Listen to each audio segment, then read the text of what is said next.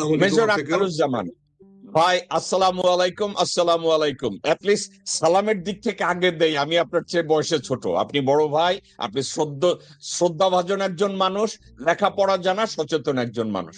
I have utmost respect for you. আসসালামু আলাইকুম ভাই, কেমন আছেন? ওয়ালাইকুম সালাম, ধন্যবাদ আপনার অনেক কথা বলার জন্য। ধন্যবাদ আপনাকেও আপনার এই সুপ্রচারিত অনুষ্ঠানে আমাকে দাওয়াত দেওয়ার জন্য। আপনি গত সপ্তাহে বলেছেন, আমি আসি। অনেক অনেক ধন্যবাদ। আপনার দর্শক শ্রোতাদেরকে অনেক অনেক সালাম। আসসালামু আলাইকুম। যে যেখানে আছেন ভালো থাকবেন, সুখে থাকবেন। সবচেয়ে বড় কথা হলো নিরাপদে থাকার চেষ্টা করবেন। আলহামদুলিল্লাহ, আমিন। মেজর আক্তার, আমি আলোচনায় এই কথাটা প্রথমে ইন্ট্রোডাকশনে একটা কথা বলেছি। আমাদের দেশে পলিটিক্স আছে, কিন্তু পলিসি নিয়ে কেউ ডিসকাশনে যায় না, পলিসির উপরে কেউ স্টাডি করে না, রিসার্চ করে না, এবং এটার এক্সিকিউশন নিয়ে কথা বলে না। আমি কি রাইট ছিলাম, নাকি আমি কথাটা নিজের থেকে বলেছি? বাংলাদেশের বাস্তবতার দিকে যদি আপনি তাকান, আমার কথাটাকে আপনি কিভাবে মূল্যায়ন করবেন?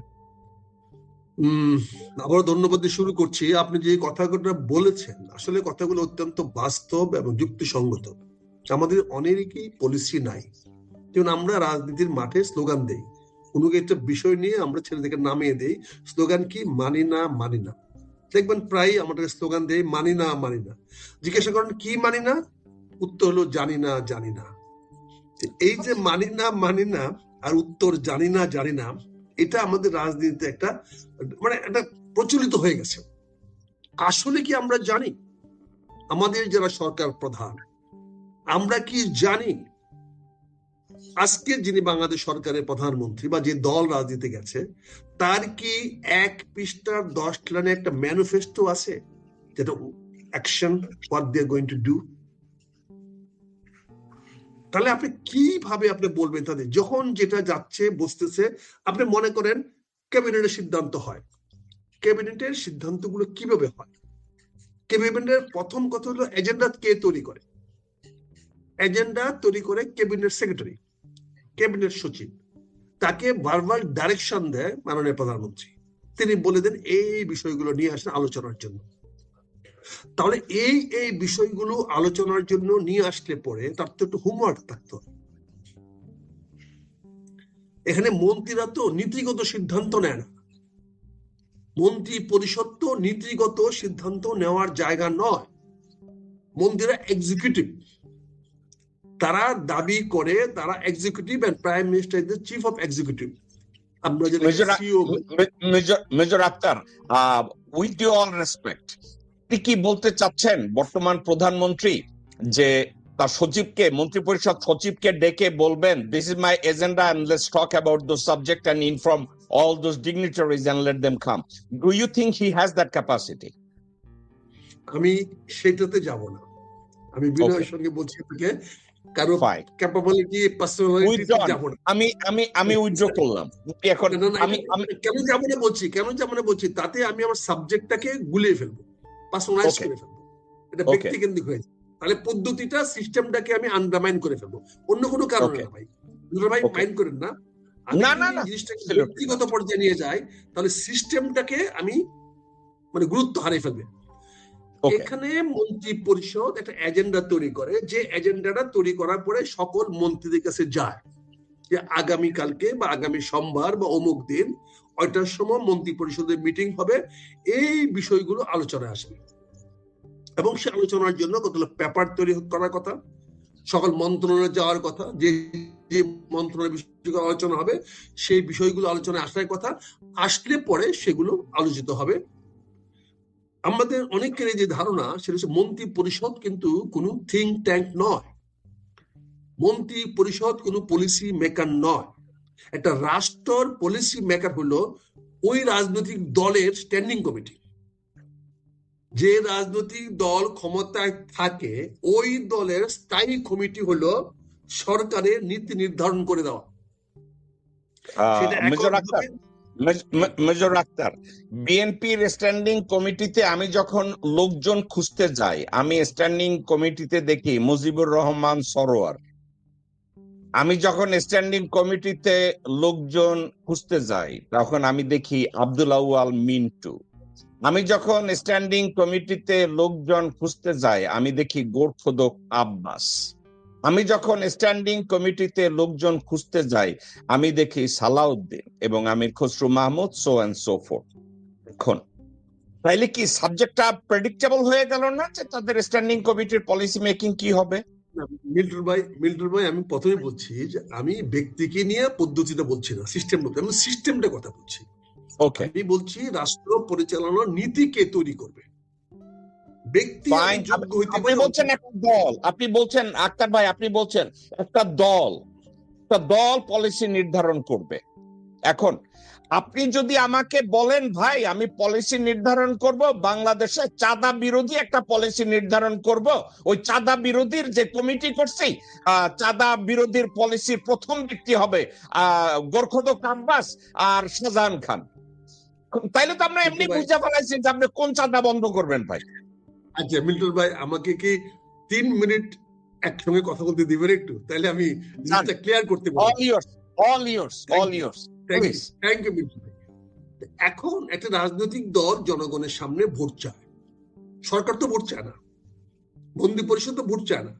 আপনি নির্বাচন দিতে শুরু করেছিলেন, যে নির্বাচন fairly and squarely BNP pass করেছে, এটা নিয়ে কথা বলছিলেন। আমি তো আপনার সঙ্গে একমত হওয়ার কথা নই, কারণ আমি বিএনপির অংশ নই, তার বিরোধী চক্র। কাজে আমার যুক্তিতে বিএনপিকে আমি ফেয়ারলি এন্ড স্কোয়ারলি নির্বাচিত হয়েছে বলে স্বীকার করি না।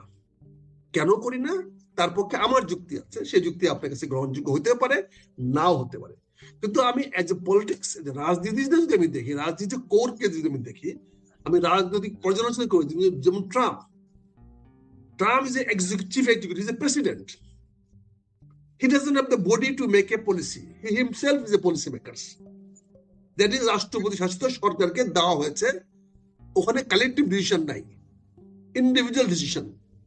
তাকে পরিবর্তন করার ক্ষমতা একমাত্র সুপ্রিম কোর্ট রাখে, তাও নট অলওয়েজ, টু সাম এক্সটেন্স। তাকে ইনএফেক্টিভ করার মতো ক্ষমতা সুপ্রিম কোর্ট রাখে না, কিন্তু তার কিছু কিছু কাজকে সেন্সর করা বা ট্রিমিং করা, প্রনিং করা, এইটা সুপ্রিম কোর্ট করতে পারে। কিন্তু আমেরিকান সিদ্ধান্তগুলো আসে ব্যক্তির কাছ থেকে, প্রেসিডেন্ট বলেন।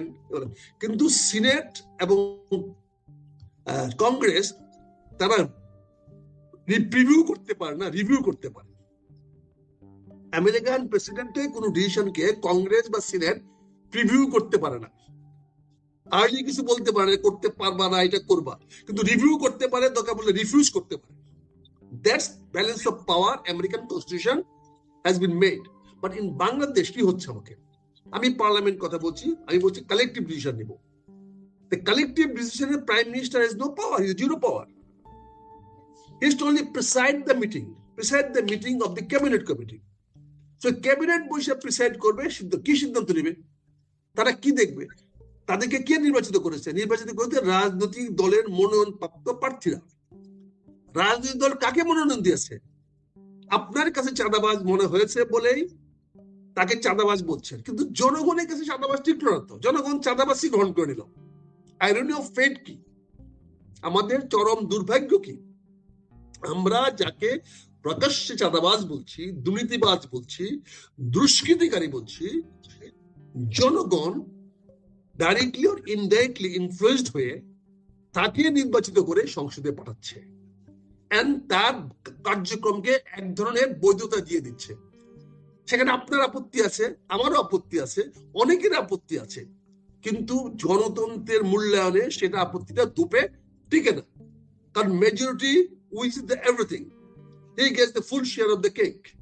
তাকে কাউকে ভাগ দেওয়ার জন্য প্রয়োজন পড়ে না। আপনারাই বলছেন, আমরা আপনাদের কাছ থেকে শিখেছি।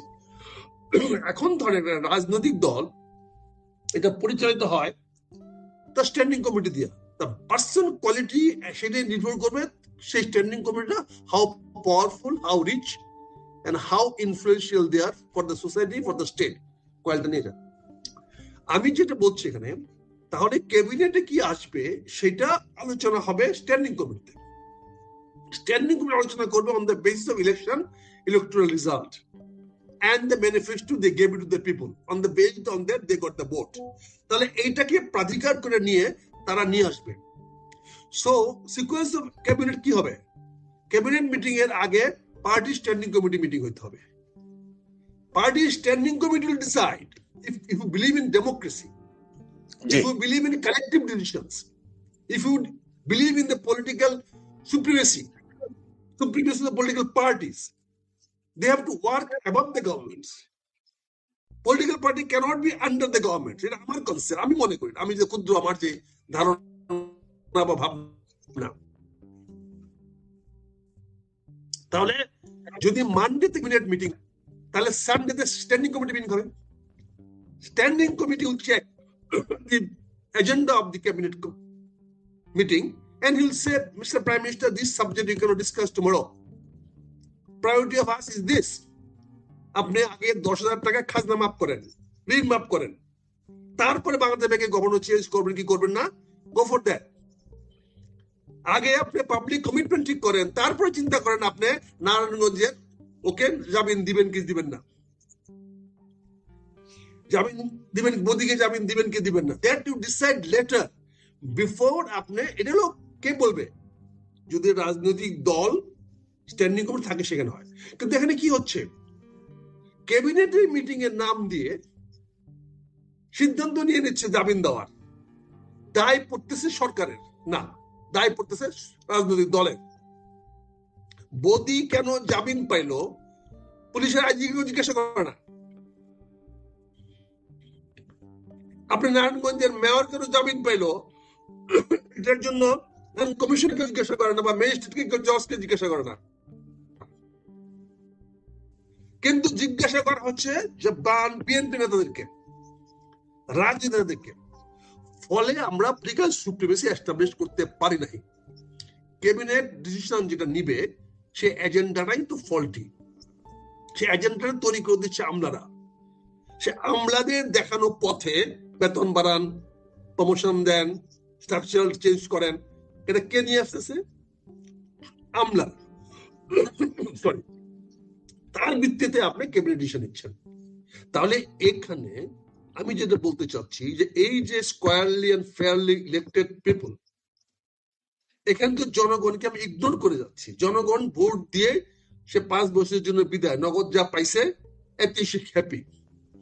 এখন সরকারের ধরে এমপি কে ইনফ্লুয়েন্স করে কারো বাড়ি দখল করা, কারো চর দখল করা, মাস্তানি করা, চাঁদাবাজি করা, all negative factor will come depending on the weakness and the quality of the member of parliament. If member of parliament is active, honest, sincere, dedicated, then nothing will happen undesirable in his area.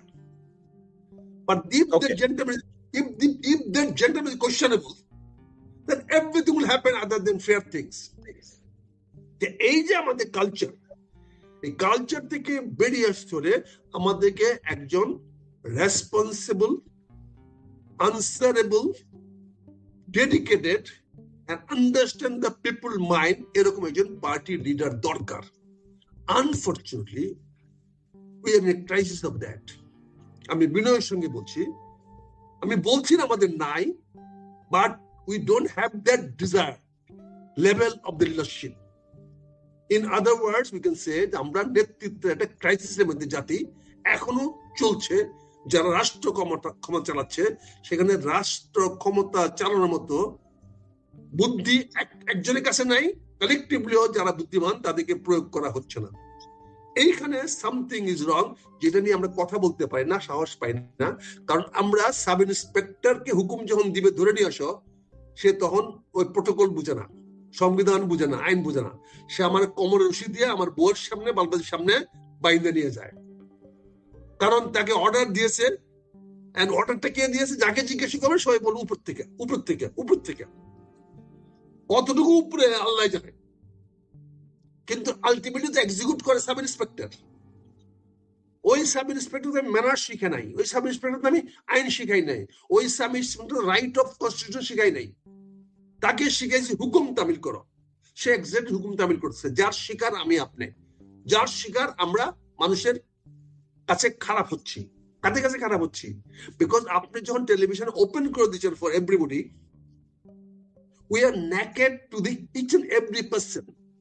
এখন যে যে অ্যাঙ্গেলে দেখে, যে x-ray আইজ দিয়ে দেখছে, সে তো আমাকে নেকেটে দেখছে, আমার জামাকে দেখছে না। ওকে, মেজর আক্তার, আপনাকে আমি একটু থামাই আমার নিজের কনফিউশনের জন্য না, একটু ক্লারিফাই করার জন্য। প্রথম একটা জায়গায় আপনি বলছেন মোদিকে যখন জামিন দেয় অথবা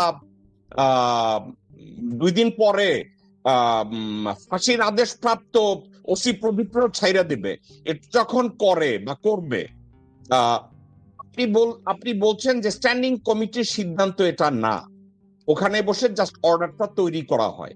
এখানে একটা জিনিস আপনার আর আমার কথার বোঝার জন্য, you and me, we both are admitting that there is no presence judiciary, or they are saying, or there any impartial opinion or legal brief that under what circumstances that individual can be released. মানে তাইলে কি আপনি বলছেন cabinet যে meeting করে সেখানে তাইলে সিদ্ধান্ত হয় যে জুডিশিয়ারিকে ম্যানিপুলেট করো, তাকে ছেড়ে দাও, ওসিরও জিজ্ঞাসা করার দরকার নাই, তদন্তকারীরও জিজ্ঞাসা করার দরকার নাই, ফ্যামিলিরও ইনফর্ম করার দরকার নাই, ছেড়ে দাও? মানে সাবজেক্টটা কি এরকম? সাবজেক্টটা একটু খারাপ, একটু জঘন্য। কারণ মোদি বলেন বা যে কোনো লোককে বলেন ছেড়ে দেওয়ার পিছনে কোনো না কোনো একজন ব্যক্তি রেসপন্সিবল, কোনো না কোনো একজন ব্যক্তি কোনো না কোনো সূত্রে বা টেলিফোনে বা ইনডাইরেক্টলি ওই জজকে ইনফ্লুয়েন্স করতে বাধ্য হয়েছে যে ইউ লিভ হিম।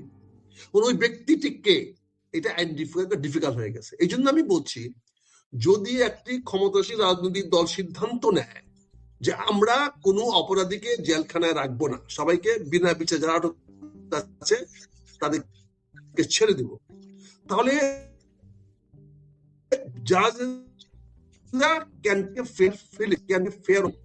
যে আমরা যে আইনের দায় কাজ করছি, যে আইনের ভিত্তি যারা তৈরি করবে, অর্থাৎ যে পার্টির পাওয়ার, তাই তো আইনের ভিত্তি তৈরি করবে।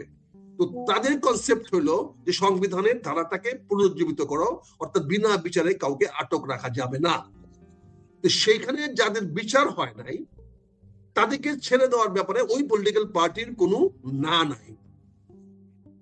কারণ আইনের চোখে বদি এখনো অপরাধী হয় নাই, সমাজের দৃষ্টিতে, জনগণের দৃষ্টিতে বদি অপরাধী। মানে বদির বিচার কেন 1 বছর ধরে হলো না, এটার জন্য কি আমি জবাবদিহি করেছি প্রশাসনকে? আমি কি বিচারককে জবাবদিহি করেছি? আমি কি পুলিশকে জবাবদিহি করেছি? করি নাই। এই যে করলাম না, তাহলে আমার নীতিটা কি? তাহলে আমি কি বিনা বিচারে মানুষ আটক রাখবো যেভাবে শেখ হাসিনা রাখতো? আমি কি গুম খুন নির্যাতন করে আমার অপোজিশনকে আমি দাবায় রাখবো? এমনও তো হয়েছে অনেক অপরাধীকেও, জেনুইন মানে একদম জঘন্য অপরাধীকেও গুম খুমের আওতায় শাস্তি দেওয়া হয়েছে। আজকে তারা হিরো হয়ে যাচ্ছে। আপনি জানেন যে অনেকে হিরো হয়ে যাচ্ছে যাদেরকে মানে যাদের নামে এলাকায়, গ্রামে গঞ্জে, ঢাকা শহরে ত্রাস সৃষ্টি হয়েছে হতো কোন ব্যবসায়ীরা। আমি কেন বলছি, আমার ছেলে যখন আপনার নিউ ইয়র্কে পড়তো, তখন আমি তাকে ওই $1 বান্ডেল নিয়ে দিয়ে রাখতাম, বলতাম যে তোমার কালো দেখা হইলে চাইলে $1 দিয়ে দিও, কারণ না ছুরি মেরে দিব। কারণ ওখানে আমেরিকার ওই রাস্তায়, ওই ট্রেনে মাদকাসক্তরা কি কতটুকু প্রভাব রাখে এটা তো বাংলাদেশে বলা যাবে না, এটা তো পত্রিকা বলা যাবে না। কিন্তু ফ্যাক্ট হলো কালো যে মাদক আসক্ত, সে যদি হাত পাতে টাকা দেবে না, আর যদি $1 না দেন তাহলে you will be in troubles. এই কথাটাকে আমি বাংলাদেশে বলতে পারবো। কিন্তু সে মাদক নিয়ন্ত্রণ করতে গিয়ে যখন ভেনেজুয়েলার প্রেসিডেন্টকে ধরে নিয়ে আসে, তখন কিন্তু আমরা নেগেটিভ ওয়ে দেখি, তখন কিন্তু আমরা ট্রাম্পের উপরে নেগেটিভ একটা ইম্প্যাক্ট দেখি। কিন্তু আমেরিকা যে কি সমস্যা, আমেরিকার মেয়রের এই মাদক কন্ট্রোল করা, বলেন মিল্টন ভাই, বলেন কি আমরা একটা জায়গায় একটা কাজ করি, আমরা কি করি, যেমন আপনি আর আমি আলোচনায়, এটা আমার আর আপনার দোষ নেই। আমরা অনেক সময় রাজনীতিকে কম্পেয়ার করতে গেলে আমেরিকার সামাজিক প্রেক্ষাপট এবং বাংলাদেশের প্রেক্ষাপটকে আমরা গোলায়া ফেলাই। এখন কিন্তু স্ট্যান্ডার্ড ওয়াইজ যদি আমরা চিন্তা করি, আমেরিকান ইকোনমির সাথে কি আমরা বাংলাদেশের ইকোনমিকে কম্পেয়ার করি? আমেরিকান এডুকেশন স্ট্যান্ডার্ডকে কি বাংলাদেশের এডুকেশন স্ট্যান্ডার্ডকে কি আমরা কম্পেয়ার করি? এগুলো যায় না। আমেরিকান পলিসির সাথে কি আমরা বাংলাদেশের পলিসিকে আমরা কম্পেয়ার করি? যায় না। হাসিনা শেখ ওইখানে বসে বসে কইতো ঢাকায় পানি উঠলে আমারে সবাই গালি দেন, এখন নিউ ইয়র্কেও পানি উঠছে। মানে এ ধরনের কম্পারিজন হইতেছে রাষ্ট্রঘাতের কথাবার্তা, এর কোনো কম্পারিজন নেই। কিন্তু আপনাকে যদি আমি ঠান্ডা মাথায় একটা কথা না মিঠু ভাই, না মিঠু ভাই, না, না, আমি হারায় যাব, আমি হারায় যাব, আমি আপনার ওখানে আসবো আবার। নির্বাচন হয় নাই হাসিনা যাওয়ার পরে, নির্বাচনের কিছুদিন আগে আমাকে, আমি নাম বলতে পারবো না, অত্যন্ত সিনিয়র মোস্ট পুলিশের কয়েকজন লোক আমাকে বলছে যে বদিকে ছেড়ে দেওয়ার ওয়াদা করছে সালাউদ্দিন আহমেদ, এবং প্রদীপকেও ছেড়ে দেওয়ার প্রমিস করছে সালাউদ্দিন আহমেদ। তো আমি বলছি আপনারা জানলেন কিভাবে? বলছে যে কোথায় আলোচনা হয়েছে, কার সাথে আলোচনা হয়েছে, সালাউদ্দিন এক্স ওয়ার্ড কি বলছে। তা আমি বললাম বলেন কি, তাইলে প্রদীপকেও ছাড়া হবে? তো হাউ অ্যাবাউট মেজর সিনহা, তারা যে মাইরা ফেলাইলো? বলছে এগুলো গেছে, এগুলো নিয়ে কথাবার্তা বলা হবে না। এখন আমি ঠান্ডা মাথায় আমি চিন্তা করলাম, তো এক্ষেত্রে আমি তারে বললাম যে এক্ষেত্রে কি আপনাদের কিছু করার নাই পুলিশের? ভাই, এত সিনিয়র মোস্ট একজন অফিসিয়াল যদি বলে, আপনি কি মনে করেন যে আপনারা নিউ ইয়র্কে আছেন, হাজত থেকে কেউকে ছাড়তে গেলে পেরোল ডিভিশন একটা ইনভেস্টিগেট করার পরে এটার ওপিনিয়ন ট্রায়াল কোর্টে পাঠায়, ট্রায়াল কোর্টে পাঠার পরে ভিকটিমের কাছে পাঠায়, ভিকটিম অনুমতি দেয় যে ঠিক আছে তারে ছাড়তে পারে, আমার অনুমতি নাই। এইটার লগে কি আপনি বাংলাদেশে তুলনা করবেন যে আপনি আপনার ছেলের $1 দিচ্ছেন? এখন কথাটা হইতেছে বাংলাদেশে আমার আর আপনার প্রধানমন্ত্রী এবং ক্ষমতাসীন দল সিদ্ধান্ত নিছে বদিরে ছাইরা দিবে।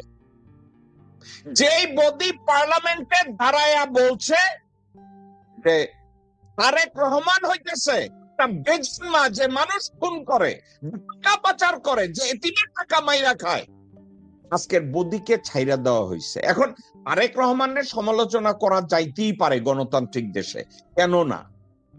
কিন্তু এই যে বদিরে ছাড়ছে, আরো কত বদিরে ছাড়বে এবং প্রদীপরে হুজুর থেকে ছাইরা দেবে, কিন্তু বাংলাদেশে তো এর কোনো প্রোটোকল হয় না। যাই হোক, আমি প্রসঙ্গটা অন্যদিকে গেছি, এবার আমি আসল প্রসঙ্গে আসি। তার ভাই, যেভাবে দেশের বর্তমান পলিসি মেকাররা সিদ্ধান্ত নিতেছে, তো পলিসি মেকার তো আর না, আপনি খোলাসা করে দিচ্ছেন যে ক্যাবিনেট মিটিং এ কোনো এজেন্ডা থাকে না, জাস্ট কতগুলো সাবজেক্টের সিদ্ধান্ত দিয়ে দেয় ক্যাবিনেট মিটিং এর নাম কইরা। জ্বালানি মন্ত্রী হঠাৎ করে বলছে কতগুলা ঋণ নিয়ে আমি বসে আছি, এই ঋণগুলা যদি আমি শোধ না করি তাহলে তো লোডশেডিং রোজার মাসে হইতে থাকবে।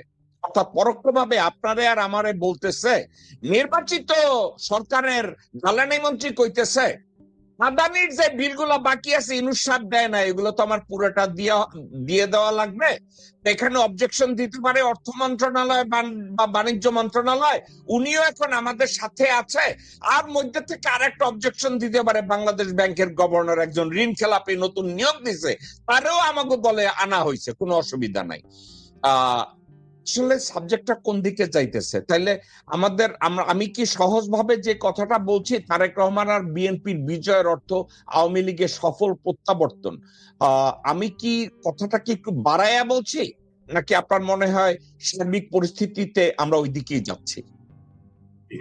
দেখেন, আমাদের দেশে পুরনো একটা শ্রুতি আছে, বাপের শ্রাদ্ধে গোষ্ঠী নষ্ট। অর্থাৎ বাপ বড় লোক ছিল কিন্তু ঋণ করে গেছে, বাপ মারা যাওয়ার পরে বাপের সম্মানে শ্রাদ্ধ করতে হবে, মানুষকে খাওয়াইতে হবে, কিন্তু বাপের তহবিলে কিন্তু টাকা রেখে যায় নাই। সে তখন ডাইনে বায়ে ঋণ করে সে বাপের শ্রাদ্ধ করেছে। আপনি এই বাংলাদেশ সরকার প্রথমে এসে আপনি বললেন কি আপনি কোনো লোডশেডিং রাখবেন না, জিরো করবেন। Very good, it's a very good ambition, everybody is very people decision, জনগণের কল্যাণের ডিসিশন। কিন্তু আপনাকে তো জানতে হবে আমাকে 100% বিদ্যুৎ দিতে হলে আমার ফুয়েল কনজাম্পশন ডেলি কত, আমার ডেলি ইম্পোর্ট অফ ফুয়েল কত, যেখানে আমার ফুয়েল বলতে গেলে মিনিমাম 5% ফুয়েল আমার নিজস্ব লোকাল নাই। গ্যাস বেসড বিদ্যুৎ উৎপাদন এখন হচ্ছে না, কারণ আমি ফার্টিলাইজার ফ্যাক্টরি তো আমি বিদ্যুৎ দিতে গ্যাস দিতে পারছি না। আর এগ্রিকালচারের জন্য বোরোর জন্য এখন সবচেয়ে হাইয়েস্ট ফার্টিলাইজার ডিমান্ড টাইম। এই ফেব্রুয়ারি মার্চ হলো সবচেয়ে হাইয়েস্ট ফার্টিলাইজার কনজাম্পশন টাইম। এখন এই সময় ফার্টিলাইজার যদি আমি দিতে না পারি তাহলে ডাইরেক্টলি আমার কৃষিতে হ্যাম্পার করবে, কৃষি উন্নয়নে, কৃষি উৎপাদনে হ্যাম্পার করবে। কৃষি উৎপাদনে হ্যাম্পার করা মানে আমার শস্য উৎপাদনে হ্যাম্পার হবে, তার মানে আমার ফুড রিজার্ভে হাত পড়বে। ফুড রিজার্ভে হাত পড়তে গেলে জনগণের হাহাকার সারা বাংলাদেশ ব্যাপী বেড়ে যাবে বিদ্যুতের চেয়ে বেশি। এখন মিডল ক্লাসকে হ্যাপি করার জন্য আপনি বলছেন এই রোজার মাসের তো প্রশ্নে ওঠে না আপনি পরবর্তী নির্দেশ না দেওয়া পর্যন্ত কোনো লোডশেডিং দিবেন না। আমি অ্যাপ্রিসিয়েট করার পর আমি বলছি এই কথাটা বলার মতো কি ফান্ড আপনার কাছে ছিল? আপনি কি ক্যালকুলেট করেছেন? আপনি কি সবার সঙ্গে বসে দেখেছেন? আপনি জনগণকে বললেই হইতো যে আমরা হয়তো 1-2 ঘন্টা 5 ঘন্টা লোডশেডিং দিতে হইতে পারে, তবে আমি চেষ্টা করব ইফতারের সময়, সেহরির সময়, তারাবির সময় আমি লোডশেডিং না দিতে। তবে আপনারা 10টার মধ্যে সব কাজ শেষ করে 2টা পর্যন্ত আপনারা লোডশেডিং এক্সপেক্ট করেন না, এই সময় আপনার হারিকেন জ্বালায় রাত্রে ঘুমায়েন। আমার পক্ষে হয়তো সম্ভব নাও হতে পারে, তবে আমি চেষ্টা করবো। এটা বললে কি হতো? আপনি ভোট করবো যেত? আপনার 5 বছরের জন্য নির্বাচিত হয়েছে নেই। এই সস্তা কথা বলা কি প্রয়োজন ছিল? আপনি 10,000 টাকার সুদ প্লাস 10,000 প্লাস সুদ, এটা কারো 15, 20, 30 হতে পারে, কারণ অনেকে তো 10, 15 বছর ধরে 20 বছর ধরে ঋণ দিতে পারেন নাই। এই সবগুলোই তো কৃষি ব্যাংকের লোন না, সবগুলোই তো রাষ্ট্রায়ত্ত ব্যাংকের ঋণ না। এখানে অনেক ব্যাংক আছে যে ব্যাংকগুলো তাদের নিজেদের কর্মচারীদের বেতন দিতে পারছে না। তারা হয়তো এখন বুক থেকে ডেবিট করে দিবে, যেহেতু তাদেরকে ডাইরেক্ট পে করতে হবে না, বুক থেকে ডেবিট হয়ে যাবে। তার লসেই আছে, লস যখন অ্যালাউই করছেন তখন আরো লস অ্যালাউ করবেন। ওকে, এই নীতিতে ভালো। আপনি ভালো একটা সাবজেক্ট পিক করছেন লোডশেডিং নিয়ে, কিন্তু আপনি যেদিকে যাচ্ছেন আপনি প্রো কনজিউমার কথা বলছেন, কিন্তু আমি রাজনীতি এবং পলিসিটার উপরে যদি আপনার কাছ থেকে একটু মতামত শুনি, জ্বালানি মন্ত্রীর কথাটাকে যদি আপনি একটু ব্যাখ্যা করেন যে ইউনূস সাহেব তো আদানির বিলটা দেয় নাই, আদানির বিলটা ইউনূস সাহেব দেয় নাই, রিভিউ করার জন্য বলছে, বা একটা পেমেন্ট দিছে, বলছে আর একটা পেমেন্টের আগে আমাদের এই রিভিউ দরকার। কিন্তু জ্বালানি মন্ত্রী ক্ষমতা নেওয়ার সাথে সাথে উনি বলছে এই ঋণগুলা যদি আমি না দেই, পে অফ কইরা না দেই, তাহলে তো আমাদের এটা আসবে না। আগে একটু বাধা বিপত্তি ছিল, কিন্তু এখন অর্থমন্ত্রী এবং বাণিজ্য মন্ত্রী তো একজনই, উনি আমাদের দলেরই মানুষ, দলেরই বলতে মানে ভারতীয় উনি সেনাপতি। আচ্ছা, এখন সাবজেক্টটা কি? অনুগত সাবজেক্ট তাইলে কি দাঁড়াইলো? তাইলে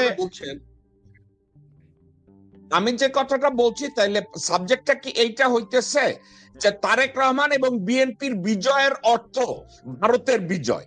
কারণ ভারতের বিজয় যদি হয় তাহলে ভারতের আদানি বিল পাবে।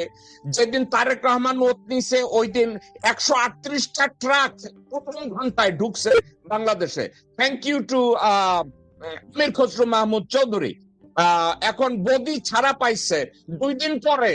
যত এই যে স্বৈরাচার আমরা বলি, স্বৈরাচারের আমলে যত লোককে অ্যারেস্ট করা হয়েছে তাদেরকে একজনের পর একজন ছেড়ে দেওয়া হবে।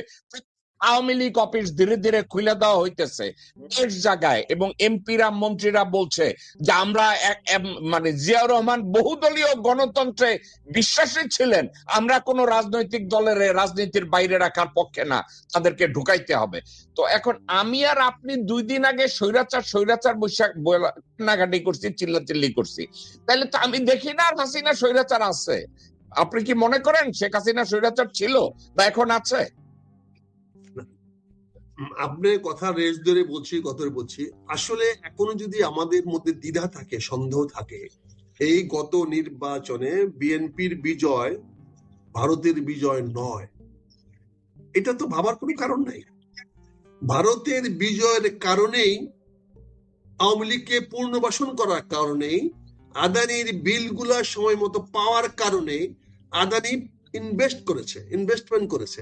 আদানি আমাদেরকে সহায়তা করেছে যাতে নির্বাচনে, আমরা তো এই ব্যাপারে আলোচনা হয়েছে। আমি তো একটা বিরোধী দলে এখন পড়ে গেছি, আমি তো একটা জামাত ইসলামে এখন আসছি, আর আপনারা তো জানেন আমি যেখানে যাই সেখানে আমি চুপ করে বসে থাকি না। I am not a back bencher. আমি সবসময় চেষ্টা করি একদম প্রথম সারিতে বা প্রথম কাজে বা কাজের কি হচ্ছে সেখানে নাক গলাইতে। কারণ আমরা দেখেছি তারা কিভাবে আমার সঙ্গে আলোচনা করেছে, আমাদের সঙ্গে কি আলোচনা করেছে, কি চেয়েছে। আপনি এখানে দেখেন 2,25,00,000 না ভোট পড়েছে। জামাত ইসলাম তো না ভোটের পক্ষে ছিল না, তারা প্রকাশ্যে বলছে যে হ্যাঁ ভোট দিতে হবে। চাপের মুখে তারেক রহমান সাহেব বলেছেন হ্যাঁ ভোট দিতে হবে।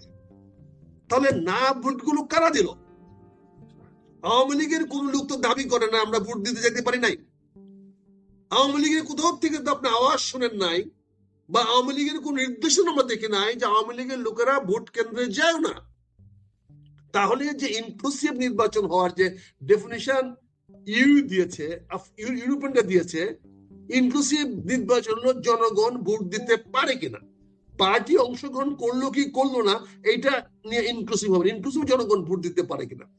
তাহলে এখানে আওয়ামী লীগ প্রকাশ্যে বা গোপনে কোথাও বলে নাই যে আমরা ভোট দিতে পারি নাই বা ভোট দিতে যাই নাই, বা আওয়ামী লীগও কোনো ডাইরেকশন দেয় নাই, শেখ হাসিনা কোনো ডাইরেকশন দেয় নাই যে তোমরা কেউ ভোট দিতে যাও না। তার মানে 2,25,00,000 যে না ভোট পড়েছে, এটা 80 to 90% তাদের ভোট। হয়তো কিছু লোক বিএনপি বা এক্সিডেন্টাল না বুঝে ভোট দিয়ে দিয়েছে স্থানীয় ভাবে। তাহলে এই 2,25,00,000 ভোট মাইনাস করেন তো যারা জয়ী তাদের কাছ থেকে, রেজাল্টটা কি দাঁড়ায়? রেজাল্টটা কি দাঁড়ায়? ফলাফল কার পক্ষে যায়? তাহলে এই 2,25,00,000 ভোটের জন্য তো মোদি মুক্তি পাবে, এই 2,25,00,000 জন্য তো নারায়ণগঞ্জের মেয়র মুক্তি পাবে, এই 2,25,00,000 আত্মানি বিল পেমেন্ট পাবে। এই 2,25,00,000 ভোটের জন্য ওসি প্রদীপ হাজত থেকে বাইরে যাবে। এই 2,25,00,000 না রে ভাই, আমি আর আপনি টকশো করবো আক্তার ভাই, আপনি রিড মাই লিপ। ওসি প্রদীপ মুক্তি পাবে এবং এই 2,25,00,000 ভোটের জন্য এস আলমের কোম্পানিকে গত 7 দিনে ওপেন করার জন্য তৈরি হয়ে গেছে। তাইলে কি, তাইলে এখন আমার মনে হয় একটা কথা ছিল না যে গণভোট, আমরা বলছিলাম ডক্টর মোহাম্মদ ইউনূস গণভোট আগে দেন, গণভোট আগে দেন, এটা করলে এইটা হবে, এটা করলে এইটা হবে। বাংলাদেশে এখন একটা গণভোট হবে, ওই গণভোটে দেওয়া হবে হাসিনা কি স্বৈরাচার ছিল, আপনি মনে রাখবেন ওখানে বলবে হাসিনা স্বৈরাচার ছিল না। হাসিনাকে গণভোটের ব্যবস্থা যদি করে তাই হবে ফলাফল, তাই হবে ফলাফল হবে। আপনাকে আমি একটা কথা বলি, হাসিনার গণতন্ত্র কত ভালো গণতন্ত্র ছিল। আপনার এক কলিগ আছে, আমি আপনার কলিগ বললাম এই জন্য, উনিও এমপি ছিলেন, উনি একটা মন্তব্য করছে যে হাসিনার গণতন্ত্র খুব স্ট্রং ছিল। একটু শুনেন। পার্লামেন্টে বলি, শেখ হাসিনা প্রধানমন্ত্রী উপস্থিত, পাশে তার বিআই যেটা মোশাররফ সাহেব উপস্থিত। শেখ হাসিনার সঙ্গে, মাননীয় প্রধানমন্ত্রী শেখ হাসিনার সঙ্গে তার বিআইয়ের পরকীয়া সম্পর্ক ছিল এবং ওই বিআইয়ের কোলে সারাদিন গিয়ে সে বসে থাকতো। বসে থাকার কারণে ওই বিআই শেখ হাসিনার প্রেমে পড়ে তার নিজের বউকে গলা টিপে মেরে ফেলেছে। পার্লামেন্টে এই কথা বলেছে। আপনি ডেমোক্রেসি কাকে বলে ভাই? এর চেয়ে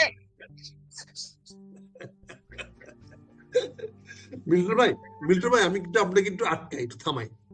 ওকে, একটু থামাই। আমি কেন বলছি দেখেন, এই না ভোটটা কত গুরুত্বপূর্ণ। এই না ভোটের কারণে তো এই সরকার বলেছে আমরা ওই ঐক্যমতে দস্তখত করব না, আমরা জুলাই সনদ অনুযায়ী আমরা শপথ নিব না। কেন শপথ নিব না? অর্থাৎ তাদের কাছে না ভোট জয়ী হয়েছে, কারণ এই 2,25,00,000 না ভোট তাদেরকে বিজয়ী করেছে। ফলে তারা না ভোটকে সম্মান দেওয়ার জন্য তারা জুলাই সনদ বা জুলাই বিপ্লবের সঙ্গে বিশ্বাসঘাতকতা করেছে, প্রবঞ্চনা করেছে, জাতির সামনে প্রকাশ্যে প্রবঞ্চনা করেছে, যেটা মেজর হাফিজ স্বীকারও করেছে যে আমরা যদি এই প্রবঞ্চনা না করতাম, প্রতারণা না করতাম, তাহলে হয়তো নির্বাচনটাই হতো না। কাজে তারা পরিকল্পিতভাবে সবকে ভালো করে করছে। এখন প্রশ্ন হয়েছে আমি এই কৌশলটা বুঝতে পারি না, এটা তো আমার ব্যর্থতা।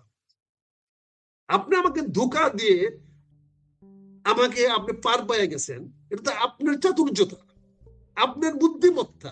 এটা পজিটিভ যদি আমি বলি, আমি তো এটা জোচ্চুরি বলতে পারতেছি না আপনাকে, ভদ্রলোক তো জোচ্চুরি বলতে পারবো না, এটা বলবো আপনার মেধার বিকাশ, আপনার চাতুর্যতা, আপনার চৌকসতা। কিন্তু আমার বুকামি, আমি আপনাদের সেই জিনিসগুলো পূর্বে বুঝতে পারি নাই। এই যে চৌর্যবৃত্ত হবে, এই যে ম্যানিপুলেশন হবে, এই যে 2,25,00,000 ভোটারকে দিয়ে না ভোটও দেওয়া হবে, আবার আমার অন্য একটি মার্কাও দেওয়া হবে, এই চাতুর্যতা আমি বুঝতে পারি নাই। আপনি আমাকে বোকা বলতে পারেন, কিন্তু we have lost the battle. But আমরা এখন কি করতে চাই, অ্যাওয়ারনেসটা আমরা জাগাইতে চাই। যে কথাটা আপনি বলছেন, যে ফিলিংসটা মেজর আক্তার, এই যে যেটা করেছে বিএনপি, আপনি যেটা বলছেন, আপনি কি বলছেন ভদ্র ভাষায়? যে ওনারা যেটা করেছে চাতুর্যতা করেছে।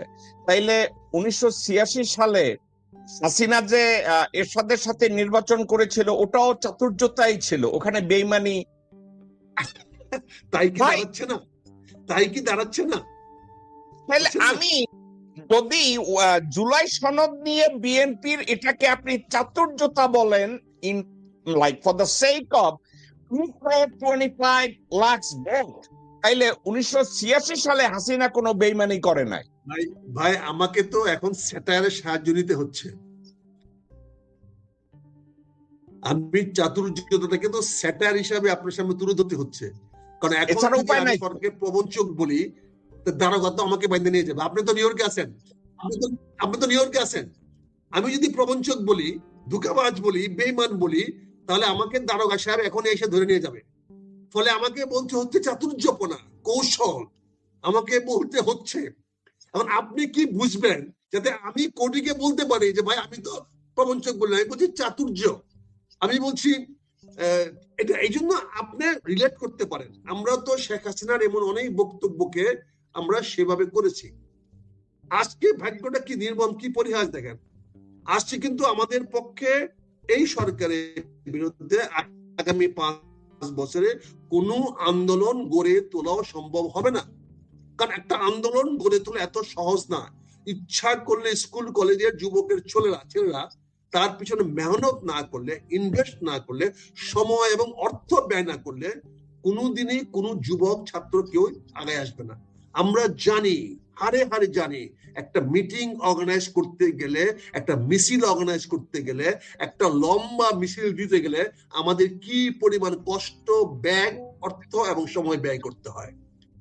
এটা হয়তো আমাদের অনেকের সময় আছে, হয়তো আমাদের অনেকের শক্তি আছে, কিন্তু সামর্থ্য নাই। এখন ঢাকা শহরে, ঢাকা বিশ্ববিদ্যালয়ে বড় একটা মিছিল করে ঢাকার গেট থেকে, বিশ্ববিদ্যালয়ের গেট থেকে বেরিয়ে আসার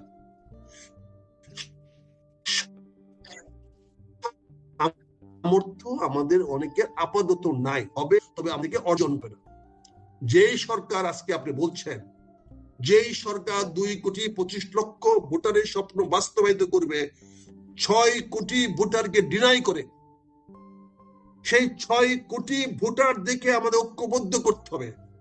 যারা জুলাই সনদকে মানবে না, যারা জুলাইয়ের বিপ্লবের সঙ্গে বিরোধিতা করে শেখ হাসিনাকে আবার পুনর্বাসিত করতে চাবে, আমরা মরি আর বাঁচি, আমাদেরকে 6 কোটি মানুষের পক্ষে কথা বলতে হবে। আমাদেরকে জুলাই বিপ্লবের সপক্ষে কথা বলতে হবে। জুলাই বিপ্লবকে যারা প্রতি বিপ্লবে রূপান্তরিত করতে চায়, আমরা তাদের বিরুদ্ধে লড়তে হবে, আবার প্রস্তুতি নিতে হবে। আমি যদি সুযোগ পাই, আমি যদি আজকে আপনার মতো বাইরে থাকতাম, হয়তো আমি আহ্বান জানাতাম আপনারা কালকে রাস্তায় নেমে আসেন, কিন্তু সে আহ্বান আমি জানাতে পারবো না। কেন জানাতে পারবো না? কারণ আমার নিরাপত্তা নাই, আমি সেই নিরাপত্তা নিয়ে মাঠে নামতে পারবো না। কিন্তু আজকে প্রয়োজন আসছে, এমন জনগণও বলবে যারা নিজেরা না জয়লাভ করতে পারলেই দেশে গন্ডগোল সৃষ্টি করে।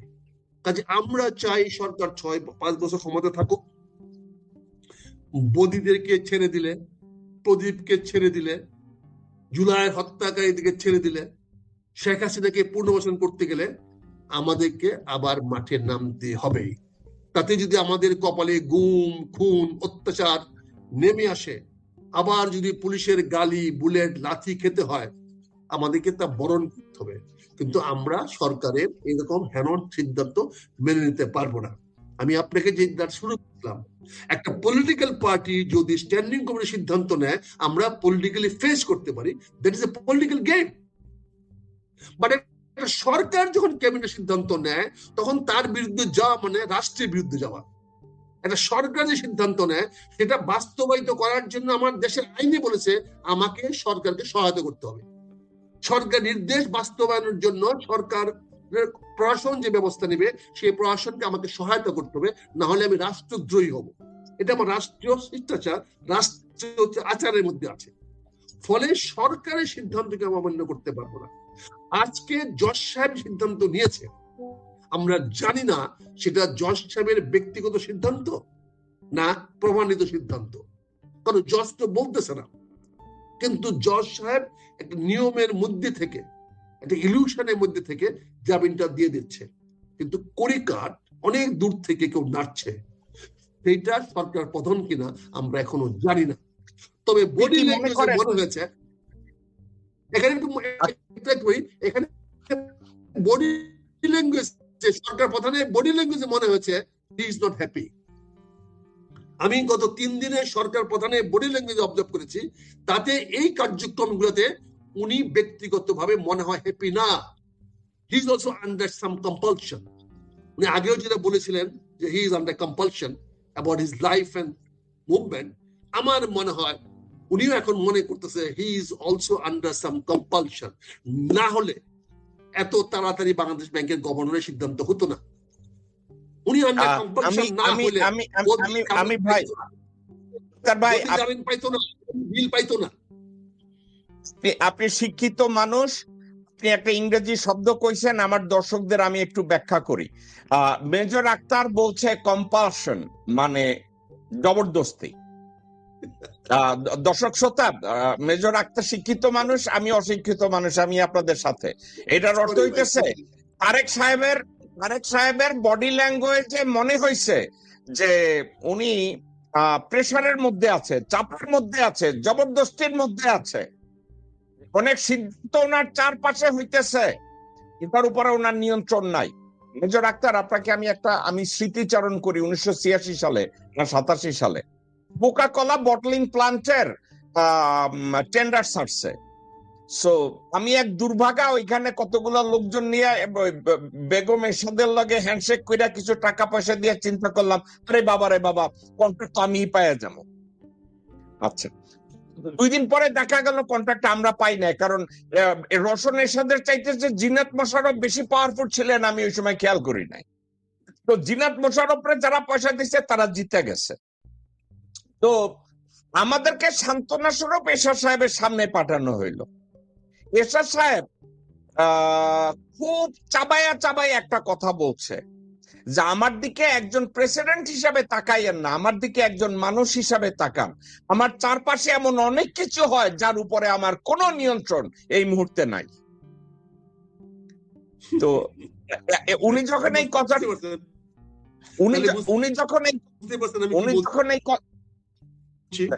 উনি যখন এই কথাটা বলছে, কি আক্তার ভাই, আমার কেন ওই সময় দেশ ছাড়া লাগছে, আমি ওনার দিকে ঘুরে কইছি যে রিজাইন করেন। আপনি আমাদেরকে যে কথা বললেন, এরপরে তো আর আপনি ক্ষমতা থেকে লাভ নাই, আপনি তো দেশের আর কোন জায়গায় হেল্প করতে পারবেন না, আপনি রিজাইন করেন। আমি এই কথাটা তো কইয়া কোন রকম বাইরে আসছি, তো আমার শুভাকাঙ্ক্ষী একজনে কইছে তুই ভাগ। আমি বলছি কেন? বলছে তুমি জাস্ট ভাগো, পরিস্থিতি আর নরমাল থাকবে না। তো এখন আমি যে কথাটা বলি, আরো একটা কথা, আপনি যুদ্ধ করার জন্য কিছু সোলজার রাখবেন। এখন আপনি চিন্তা করলেন আমার পাশে জেনারেল বা স্নাইপার শুটার বা মেজর রাখবো না, আমি আনসার ভিডিপির কয়েকজন সদস্য রাখবো। কারণ আনসার ভিডিপির সদস্যদের কথা কেমনে কইলাম? তারেক রহমান কতটা শিক্ষিত, কতটা যোগ্য এই বিতর্কে আমি যাব না। উনি যা, উনি তাই, উনি জিয়ার সন্তান, উনি বেগম জিয়ার সন্তান, উনি এই মুহূর্তে দেশের প্রধানমন্ত্রী। আমার আর আপনারে যদি জিজ্ঞাসা করে তোমার দেশের প্রধানমন্ত্রীর নাম কি, আপনিও বলবেন তারেক রহমান, আমিও বলবো তারেক রহমান। আমার আর আপনার এই ক্ষেত্রে বিতর্কের কিছু নেই। বাট একটা কথা আমার মনে হয়, ওনার চারপাশে উনি যদি নিজেকে সারাউন্ড করেন স্নাইপার শুটার দিয়ে, পলিসি মেকার দিয়ে, এক্সিকিউশনার দিয়ে, যদি বলে যে আমি 10 সদস্যের আমার একটা কমিটি করলাম, এরা আমার অ্যাডভাইস করবে, আচ্ছা ওনাদের অ্যাডভাইসে উনি এই কাজগুলো করতে পারতেন। আপনাকে আমি একটা কথার উদাহরণ দিয়ে বলি, এখন আপনি আমার আটকায় দিতে পারেন যে জেকব আপনি 2 মিনিট আগে কইছেন আমেরিকার সাথে বাংলাদেশের কম্পেয়ার চলে না, কিন্তু একটা পলিসির ব্যাপারে আপনারা আমি শেয়ার করি। গালফ ওয়ারের সময় জর্জ বুশ আমি সেকেন্ড বুশের কথা বলছি, ফার্স্ট টার্মের কথা বলি না, সেকেন্ড বুশ। তো উনি যখন ওভাল অফিসে বসতেন, ওভাল অফিসে বসার পরে দেখা যাইতো উনি কনসেন্ট্রেট করতে পারতেছেন না। জেনারেলরা যখন ওয়ার প্ল্যান নিয়ে ওনার কাছে কথাবার্তা বলতেছে, উনি কনসেন্ট্রেট করতে পারতেছিলেন না। উনি ওই সময় একটা কাজ করছে, কাজটা কি করছে আপনি অবাক হবেন। ওনার ভাই তখন ফ্লোরিডার গভর্নর জেব বুশ, এবং একটা কথা, জর্জ বুশের কিন্তু প্রেসিডেন্ট হিসাবে রান করার কথা ছিল না, রান করার কথা ছিল জেব বুশের। হি ওয়াজ দা চুজেন ওয়ান। তো জর্জ বুশ কি করছে, যে যেহেতু আমি পারতেছি না, সে জেবরে কল করে বলছে would you mind to join me at the Oval Office. সে যখন ওখানে গেছে, ওভাল অফিসে গেছে, আক্তার ভাই, হিস্ট্রিক্যাল কনভারসেশন, ওভাল অফিসে ডিক চেনি, ডোনাল্ড রামসফিল্ড সহ অবজেকশন দিয়ে বলছে যে he is not the president, he must not enter this room to join our discussion, participate in this conversation. আপনি কি জানেন তখন একটা প্রেসিডেন্ট এক্সাম্পল দেওয়া হয়েছে, একটা ল সাইট করছে। লটা আপনি অবাক হবেন, কিন্তু বহুদিন পরে আমিও এই কথাটা বলতেছি। বাংলাদেশে অন্য কারো লগে ইন্টারভিউ করলে এই এক্সাম্পলটা আমার আসে না, কিন্তু আপনার লগে এসে যাইতেছে। যখন ডোনাল্ড রামসফেল্ড আর ডিক চেনি বলছে এখানে সে থাকতে পারে না, তখন জর্জ ওয়াকার বুশ একটা টেপ বাইর করছে। ওই টেপটা কি ছিল জানেন? কিউবান মিসাইল ক্রাইসিসের সময় কেনেডি ওখানে বসা, কেনেডির চারদিক থেকে চাইপা ধরছে যে আমরা স্ট্রাইক করব কিউবায়, তুমি অর্ডার দাও। তখন রবার্ট কেনেডি ওভাল অফিসে নক করছে, যদিও he was a sitting attorney general, but by his position ওইখানে সে থাকতে পারে না। বলছে ওখানে সে কেমনে ঢুকবে, কারণ ওয়ার রুমে তো রবার্ট কেনেডি ঢুকতে পারে না। তার ভাই রবার্ট কেনেডি কি করছিল জানেন? দরজা নক করছে, দরজা খুলছে, খুইলা সে প্রেসিডেন্টের দিকে তাকাইছে, জন এফ কেনেডির দিকে, কিন্তু সে চালাক স্মার্টনেস কি করছে, সে বলে না mister president. Robert Kennedy oval অফিসে ঢুকছে, ঢুকা বলছে Jack I need to speak to you for a minute. 4-5 জন অবজেকশন দিল। রবার্ট কেনেডি চিল্লায় কইল, I am not talking to the president of America, I am talking to my brother, my family is come first, I need to speak to him. John Kennedy দাঁড়ায় গেল, দাঁড়াইয়া ওই room থেকে বাইরে এলো। Robert Kennedy নিয়ে বলছে পিছনের রুমে গেল। পিছনের রুমে রবার্ট কেনেডি একটা কাজ করছিল। কি কাজ করছিল? সে সোভিয়েত যে প্রেসিডেন্ট ছিল ক্রুশ্চভ, সে তখন ক্রুশ্চভের সাথে আগে লাইন কইরা রাখছিল। আসার পরে রবার্ট কেনেডি ফোনটা জন এফ কেনেডির হাতে দিয়ে বলছে, I'd like you to have a conversation with Chairman Khrushchev. John Kennedy ফোনটা ধরছে, নিকিতা ক্রুশ্চভ ওইখান থেকে বলছে, I heard a lot of good thing about you, Mr. Kennedy. I spoke to your brother. If you promise that you are not going to strike missile in Cuban Peninsula, Russia is going to withdraw its nuclear submarine. যুদ্ধ বন্ধ হয়ে গেল। John F Kennedy war রুমে ঢুকলো, ঢুকে বলল যুদ্ধ হবে না। রবার্ট কেনেডির উপরে সবাই চাইতে গেল, হ্যাঁ আমরা একটু আর্মস সেল করবো, এত আমাদের এই পয়সার দরকার, তুমি যুদ্ধটা বন্ধ করে দিছো। এই উদাহরণটা কেন দিছি? ওই জর্জ বুশ যখন ইরাক যুদ্ধ ওইখানে বসা, জেব বুশ ওইখানে ঠিক সেম লজিকে ঢুকে বলছে I need to speak two my brother. এখন তারেক রহমানের কি কোনো জেব বুশ আছে? তারেক রহমানের কি কোনো রবার্ট কেনেডি বাংলাদেশে আছে? মেজর আক্তার, আপনি ওই পার্টিটা করছেন, আপনি বাংলাদেশের কালচার জানেন, আপনি বিএনপির কালচার জানেন, আপনি কি মনে করেন তারেক রহমানের কোনো রবার্ট কেনেডি বা জেব বুশ আছে? আপনি খুব একটা ভেরি ভেরি পার্টিনেন্ট কোশ্চেন করেছেন। আমি এই দলের সঙ্গে, এই নেতার সঙ্গে জিয়াউর রহমান থেকে আজ পর্যন্ত আমার দেখার থাকার সৌভাগ্য হয়েছে। আমি ব্যক্তিগতভাবে জিয়ার সঙ্গে দিনের পর দিন দায়িত্ব পালন করার দুর্লভ সৌভাগ্য আমার হয়েছে, যেটা আমার জীবনের সবচেয়ে স্বর্ণালী সময় বলে আমি মনে করি। গর্ববোধ করি যে একজন রাষ্ট্রপতির পাশে বসে আমি অ্যাজ এ দারোয়ান হিসাবে, প্রোটেক্টর হিসাবে, গার্ড হিসাবে কাজ করেছি। আমি খুব অ্যাডভাইজার হিসাবে কাজ করছি না, ইজ এ সিকিউরিটি ম্যান হিসাবে কাজ করেছি, কিন্তু একটা হিউম্যান টাচ তো আছে। অ্যাবসলিউটলি। আমি তো ওনার ফ্লাক্স থেকে আমি চা খেয়েছি। শুধু তাই নয়, আমি ওনার 4 জনের ব্রিজ খেলার একজন পার্টনার হিসেবে কাজ খেলেছি। ওয়াও। আল্লাহর কাছে কারণ যে আমাদের মিলিটারি ক্যাম্পে যখন এক্সারসাইজ হয়, তখন যখন গ্যাপ হয়, তখন ওই ব্রিজ খেলা হয়। Bridge is also a part of the war. This is a very acceptable game.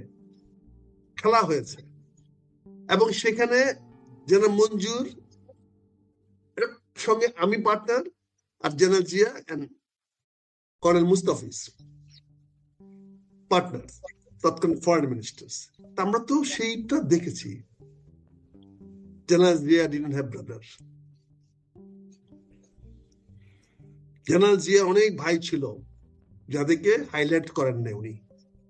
ওনার অনেক ভাইরা পর্যটন চাকরি করেছে, বিভিন্ন বিমানে চাকরি করেছে, but they were never highlighted.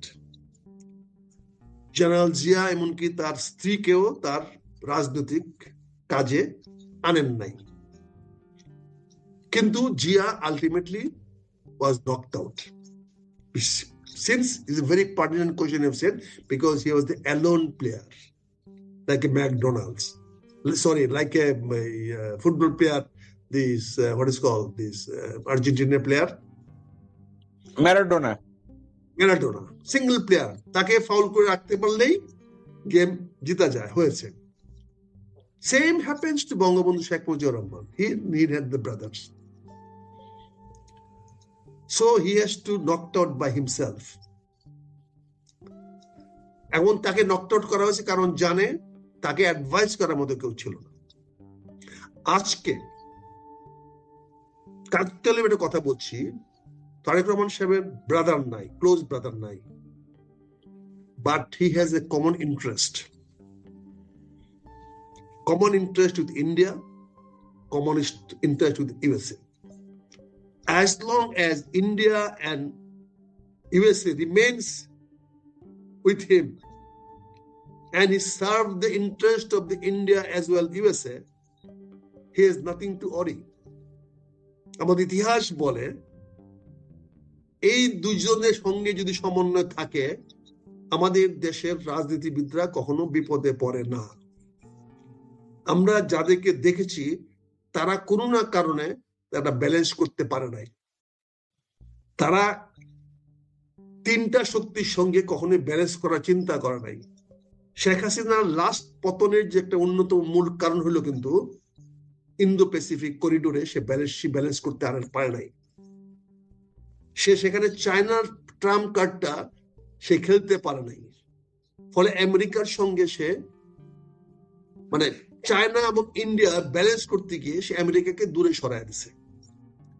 আজকের এই বাংলাদেশে আপনি যদি শ্রীলঙ্কার এক্সপিরিয়েন্স দেখেন। মেজর আক্তার, আপনি বেয়াদবি নেবেন না, আপনার এই কথাটার মধ্যেই আমি একটা কোশ্চেন আপনাকে করব। বলেন প্লিজ। আপনি বলছেন ইন্দো প্যাসিফিক পলিসিতে হাসিনা ফেল করছে, ব্যালেন্স করতে পারে নাই, যার জন্য সে ফল করছে। আমি যদি সাবজেক্টটাকে একটু ডিফারেন্ট ওয়েতে ব্যাখ্যা করতে যাই, অজিত দোভাল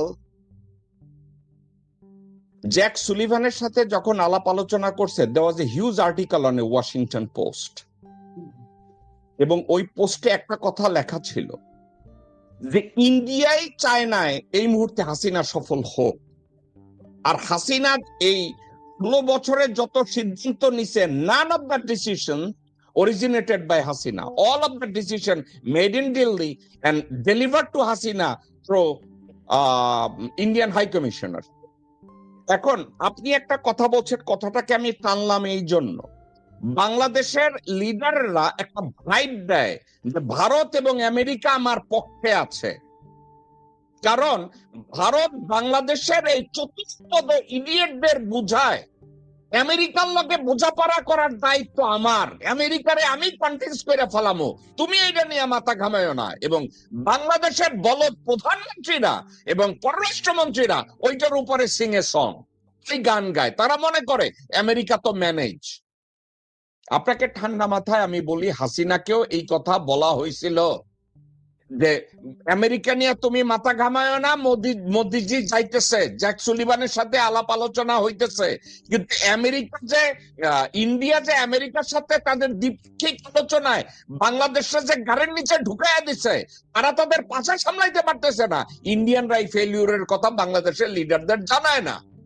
এখন আপনাকে আমি বলি ভাই, বিএনপিও they are wearing the same shoes what Hasina did.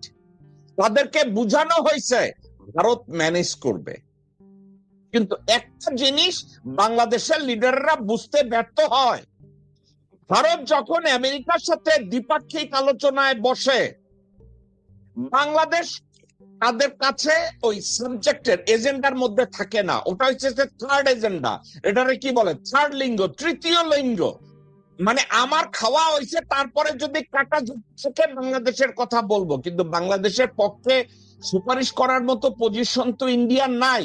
কেন নাই ভাই?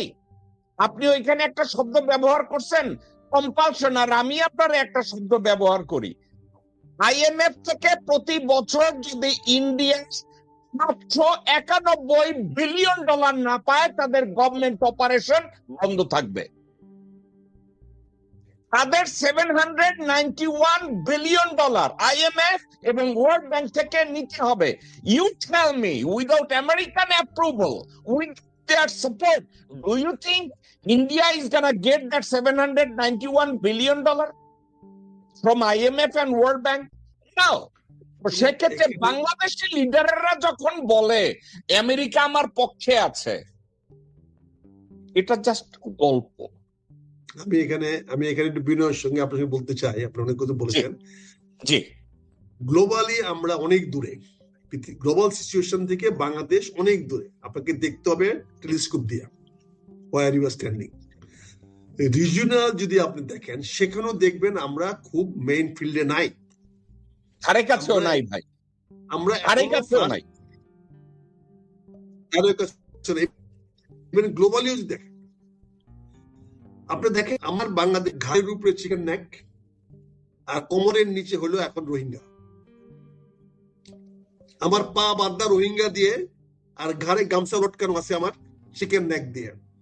ইন্ডিয়া কথায় কথায় বলবে আমার চিকেন নেকে তুমি যদি ডিস্টার্ব করো, বা আমেরিকাকে বলবে যে তুমি যদি আমাকে চায়নার সঙ্গে কম্পিট করতে বলো, তাহলে আমার চিকেন নেককে আরো ওয়াইডার করতে হবে, which America will be convinced.